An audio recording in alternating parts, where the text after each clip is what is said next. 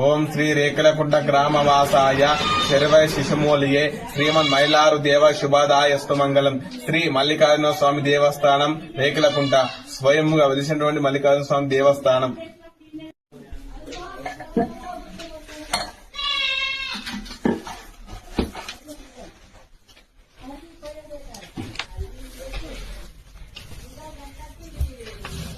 శ్రీ మల్లికార్జున స్వామి దేవస్థానం స్వయంగా వెలిసినటువంటి మల్లికార్జున స్వామి మంచిగా దర్శించుకోండి.